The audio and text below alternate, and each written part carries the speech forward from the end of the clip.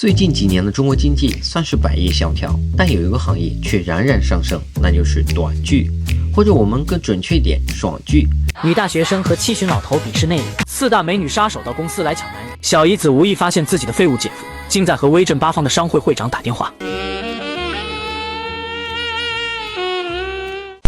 短剧现在有多火爆呢？根据中国官方发布的《中国微短剧发展白皮书》，截至2024年6月，中国微短剧的用户已达5.76亿，超过一半的网民都看过短剧。这么说大家可能还是没有概念，那我换个说法，短剧的用户已经超过了外卖和网约车。短剧市场规模的发展速度也是相当惊人，在2020年的时候还只有电影市场的3%，仅仅4年的时间就超过了电影市场，达到了500亿。预计到2027年将超过1000亿的市场规模，相当惊人，可比电动车的发展速度还要快。本期视频我们就来聊一下这个在中国快速崛起的新兴行业——短剧。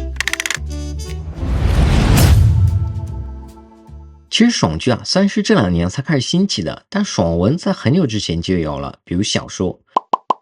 我第一次看小说是在高中毕业，和朋友一起坐火车去爬黄山的时候。我记得当时我们一起订了火车的卧铺，这样几个年轻人可以在路上玩玩游戏、打打牌什么的，也不会无聊。但在路上我就发现，这几个朋友绝大多数的时间都在盯着手机，还时不时的讨论几句。我就问他们在看啥呢？他们跟我说在看一部叫《诛仙》的小说。开始我还嘲笑他们说，高考都结束了，你们这群书呆子怎么还抱着手机看书呢？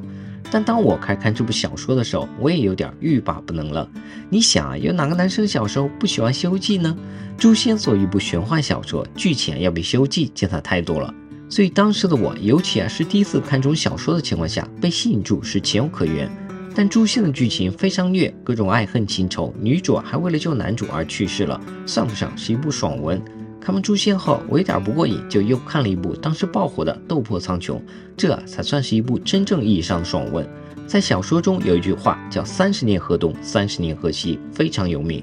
纳兰小姐，看在纳兰老爷子的面子上，萧炎奉劝你几句话：30年河东，30年河西，莫欺少年穷。从这句话就可以看出，斗破苍穹的主角在一开始非常的不顺，后来一路升级，最后成了世界上武功最强的人，还迎娶了2个白富美，这是多少男人的梦想？当然老沙不在此内，一个就够了。然而在斗破苍穹里，虽然主角一路开挂，但剧情的核心还是聚焦在了人物的成长上，这和主流的影视剧作品是相似的。比如历史第一神剧《权力的游戏》，核心也是聚焦在人物的成长上，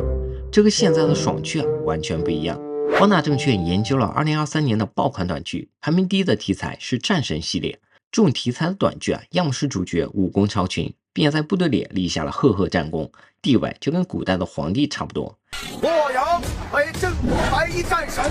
统领天下兵马，镇守华龙。要么主角干脆是一个神仙，跑到普通人的世界里，想要低调生活，一路打脸各种牛鬼蛇神的故事。你说的是这样吗？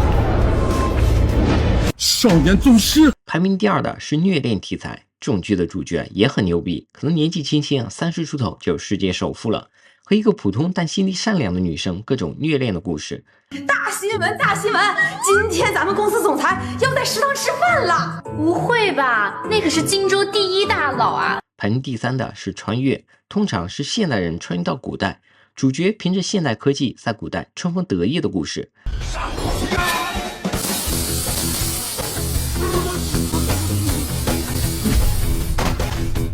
这些爽剧都有一个特点，就是主角在一开始就具备碾压所有人的实力。剧情主要集中在主角如何打脸或碾压别人，而不是像过去的小说和电视剧聚焦在主角的成长上。这种剧情的设定就抓住了当下中国人的心理。随着中国经济越来越差，大家在生活上普遍都不太如意，看点爽的东西也可以发泄一下，对吧？有网友对爽剧的总结非常精辟，无脑但上头。有一名叫叮当的网友说平时自己连腾讯会员都舍不得买，今年的双十一更是零支出，但却为短剧花了不少钱。他的原话是每次都是看得正上头，免费的就没了，看不完又睡不着呀。可以看出短剧看起来确实很上头。那短剧是怎么赚钱呢？有3种模式。第一种是靠广告赚钱，虽然观看是免费的，但里面有强植入的广告，这个和自媒体的短视频有点像。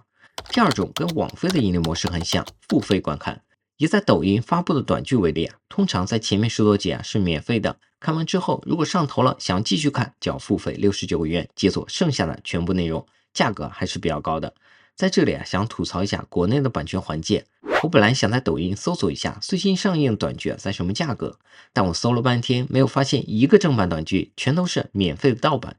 第三种和腾讯会员、爱奇艺等传统视频网站一样，通过短剧平台的会员费赚钱。比如在抖音每个月只要付15元就能免费观看绝大多数的短剧了。和传统电视剧相比，短剧多了付费观看这么一个盈利渠道，竟然让很多短剧有了暴利的机会。之前有一部短剧叫做《闪婚后傅先生马甲藏不住了》，上线后24小时线上充值就突破了2000万，而且短剧拍摄的成本还非常低，通常一部短剧成本在20到50万之间，制作周期也非常短，在1个月左右，其中拍摄周期为6到8天，后期剪辑仅为10到20天。为什么制作成本可以这么低呢？因为演员的成本很低，道具也很粗糙，甚至没有看过短剧的人可能无法想象，场景都不需要换。我就看到过一些短剧半个小时甚至1个小时都不换场景，就一群人在那比的比。当然有一些制作很精良的短剧，成本在200-300万，不过跟电影电视剧动不动就上亿的成本相比还是很小了。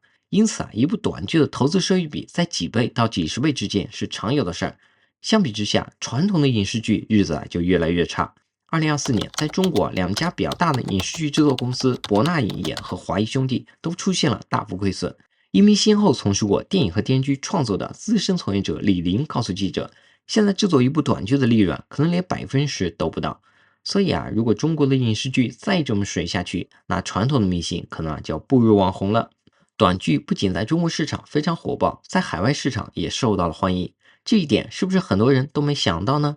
最近有一部叫做《梅花香自苦寒来》的短剧，在东南亚播放量超过了3000万。当然这个数据对很多人来说可能没有什么说服力，毕竟在东南亚的中国人非常多，这3000万的播放量，光是东南亚的华人自己看就不止了。我们再来看另一个更有说服力的数据，有一款叫做 RealShow 的手机软件，在2024年前9个月收入达到了 1.42亿美元，是2023年全年的5倍。这款软件一看就是专门为外国人设计的，海外华人应该很少用。相比于咱们中国人，海外用户对付费观看的认可度要高得多，盗版视频也非常少。我之前就有一个小技巧，如果想要省点钱免费下载一本书看，就在谷歌输入书名再加上中文下载2个字。在这里我要给皇上提个醒，如果想输出中国文化，那短剧可能是一个很不错的平台。介绍了这么多短剧，接下来我们还是回归经济学，来聊一下短剧背后的经济学现象。我之所以会对短剧这个行业这么感兴趣，想做一期视频，是因为我觉得短剧行业的快速发展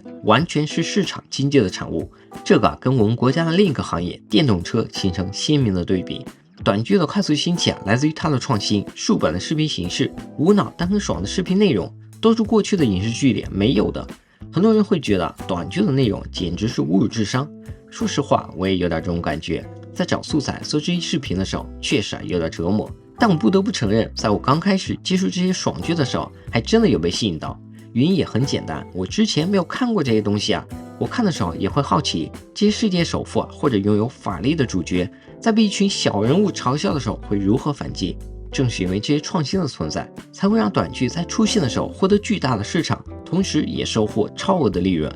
巨大的利润是驱动短剧行业快速发展的关键因素，这就是市场经济。相比之下，驱动电动车发展的因素跟利润就没什么关系了。在中国的新势力车企中，每年卖几十万辆电动车，营收几百亿的不少，但利润为正的车企就有理想一家。虽然中国的电动车企每年的研发投入都有几十亿甚至上百亿，汽车制造和自动驾驶也都是高科技的代名词，但我觉得被诟病低俗无脑的短剧，要比靠国家每年几千亿的补贴才存活的电动车企更能称得上创新2字。因为创新并不是一个身居高位的小学生给国家指明一个方向，然后召集一堆研发人员朝那个方向不断突破，而是基于市场需求去创造当下没有的东西。你觉得呢？最近经常刷到国内的 UP 主对不同电动车智能驾驶的测试，和特斯拉相比，国产的电动车比如小米和理想的智能驾驶会犯很多错误，比如变速道在小区栏杆面前不知道怎么办，还有经常来个急刹车等等。但特斯拉的 FSD 除了在一些路况复杂的小区找不到出口，基本可以做到完全放心。有的人在评论区总结到，国产品牌是有轨电车，特斯拉是真 AI。我说这点并不是想贬低国产的电动车，毕竟很多东西的研发需要时间，但我们却不能忽略一个问题：创新具备极大的不确定性。今天的特斯拉可以出一个全面领先的智能驾驶系统，那明天日本的企业可能在固态电池或氢能源电池实现突破，后天某家企业可能在一个我们根本想不到的方面将电动车带入一个全新的时代。小学生的那只手只可能给中国制造业指明方向，比如发展电动车、发展芯片，但却无法给这些产业一个光明的未来。然而在中国，创新最大的敌人就是政府，微短剧也不能幸免。去年6月，所有微短剧想在网络发布，就必须先去广电局备案。这种情况下，你的短剧能不能发，就是人家一句话的事儿。以后上映的微短剧不能有价值观不正的内容，不能有低俗擦边的内容。可能有人觉得这种管理并没有错，正能量嘛。但不要忘记，短剧的价值观正不正，是广电局的人说了算。况且广电局的那群人是满嘴仁义道德，满肚子男盗女娼，全中国私生活最乱的，我估计就是这群人。让他们来告诉你什么样的价值观才对，你不觉得很讽刺吗？有了中国政府的插手，我可以非常肯定的说，中国短剧的内容创新已死。因为中国传统的影视剧就是这么衰落的。最近王宝强的一个新剧《骑士》上映，讲的是一个围棋老师渐渐走向犯罪的故事，有点像《绝命毒师》。因为我还挺喜欢王宝强的，就看了2集，但很快就失去了兴趣。因为我知道，在广电局的影响下，王宝强最后是100%要被抓的，所以剧情也就失去了任何悬念。2024年以来，新华网发布了多篇文章，强调政府要给中国短剧 2.0 指明方向，包括微短剧和普法结合。去年8月，多部门联合发起跟着微短剧来学法创作计划。海南警方说，我们要让观众既看得爽，又顺便把法律给学了。奥斯卡真的是欠海南警方一个最佳白日梦奖。面对政府的强硬干预，中国短剧的未来堪忧了。好了，本期视频就到这里，喜欢的朋友请给一个关注、点赞加评论，谢谢大家，拜拜。